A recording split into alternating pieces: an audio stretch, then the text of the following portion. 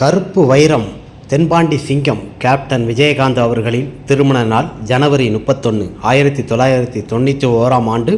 பிரேமலதா விஜயகாந்த் அவர்களை கரம் பிடித்த நாள் இன்றைய நாள் தான். கேப்டன் விஜயகாந்த் அவர்களின் 35வது ஆனிவர்சரி. இந்த ஆனிவர்சரி என்பது மதுரையில் மிக பிரம்மாண்டமாக ஒரு மாநாடு போல நடக்கப்பட்ட திருமணம். யார் திருமணம் என்றால் கேப்டன் விஜயகாந்த் அவர்கள் திருமணம்தான். கலைஞர் அவர்கள் கையால் மாலை எடுத்து கொடுத்து, தாலியும் எடுத்து கொடுத்து, மூப்பனார் மற்றும் பலரும் கலந்து கொண்டனர். கேப்டன் கல்யாணத்தில் பல ரசிகர்கள், பல நடிகர்கள் கலந்து கொண்டனர். இதுபோல ஒரு நடிகனின் கல்யாணம் நடந்திருக்குமா என்று தெரியலை. மதுரையில் மிக பிரம்மாண்டமாக நடைபெற்ற திருமணங்களே கேப்டன் விஜயகாந்த் அவர்கள் திருமணம்தான். இளையராஜா இசை, பாட்டு கச்சேரி என பல மேளதாளங்கள், பட்டி தொட்டி எல்லாம் மதுரை ஃபுல்லா ஒலித்து கொண்டிருந்தது.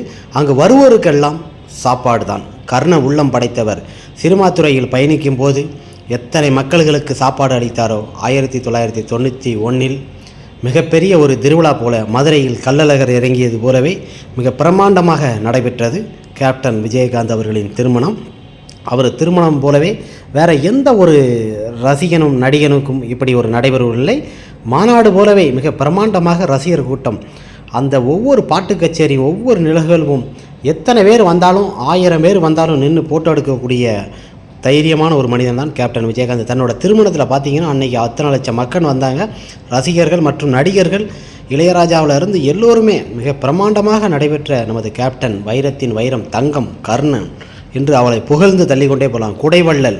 இந்த கலியுகத்தில் ஒரு கர்ணன் யார் என்றால் அது கேப்டன் விஜயகாந்த் அவர்கள் தான். அவரின் திருமண நாள் தான் ஜனவரி 31. மிக பிரம்மாண்டமான மக்களின் செல்வாக்கு படைத்த ஒரு தலைவன் யார் என்றால் கேப்டன் விஜயகாந்த் அவர்களின் திருமண நாள். PTN சினிமா சார்பாக 35வது ஆண்டு திருமண வாழ்த்தை நாம் தெரிவித்துக் கொள்வோம்.